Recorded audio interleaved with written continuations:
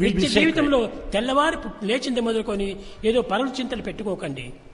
Don't think of others, right? నిద్ర నుండి లేచి మరి నిద్రపోయేడు దాకా పొట్టకై హద్దున పద్దు లేక వేమందగ చేయొచ్చు జీవితంబు నీ విద్యలు దారవోసి అరవిందదాచుని విస్మరించి నీవే పెద్ద సుఖంబు పొందితివి.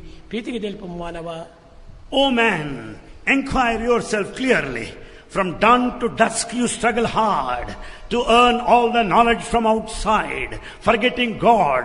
What kind of happiness you have, what pleasure you have in this life. మనం నిద్ర నుంచి లేచి ఏం పని చేస్తున్నాము? What is that we do every day? ఎప్పుడు కోపంతోనే లేస్తున్నాము. We get up right from కొట్టాడుతోనే లేస్తున్నాము. We start fighting. ఈనాటి తల్లిదండ్రులు కూడా అదే స్థితిలోనే ఉంటున్నారు. That is the position of parents today. ఇంట్లో బిడ్డలు లేచేటప్పటికి తల్లిదండ్రులు పోట్లాడుతూ ఉంటారు.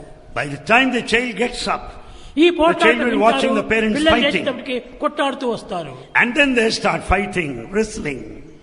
యద్భావం తద్భవతి. తల్లిదండ్రుల యొక్క భావములే పిల్లలకు వచ్చేసేస్తుంటాయి. The feeling of the parents are seen as reflections among children. కనుకనే మొట్టమొదటి తల్లిదండ్రులు శాంతంగా నిద్ర లేయాలి. Therefore parents should get up peacefully. నవ్వుతూ మాట్లాడాలి. They should talk smilingly. అప్పుడే దీన్ని ప్రతిబింబింపజేసుకొని పిల్లలు కూడా నవ్వుతూ మాట్లాడతారు. And that will come back in the form of reflection.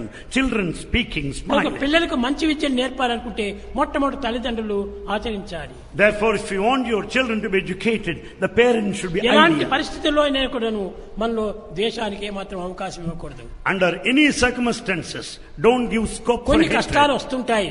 We have troubles. కొన్ని దుఃఖాలు వస్తుంటాయి. We have misery. వచ్చినా కూడా మనం దాన్ని లెక్క చేయకూడదు. Don't be mindful of ఏం them. చెప్పాను మొట్టమొదట?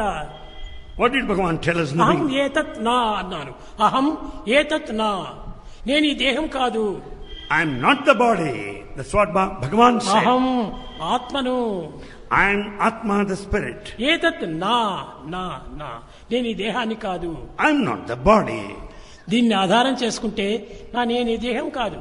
I am not the body. దేహానికి సంభవించినటువంటి బాధలు కష్టములు మంది కాదు. The suffering, the trouble of the body ఆ విధంగా does దీన్ని not reach సాధించాలి. me.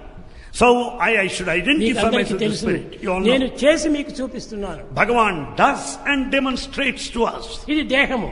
This is the body. కానీ I'm not body. Bhagavan is not the body. I'm ఆత్మ.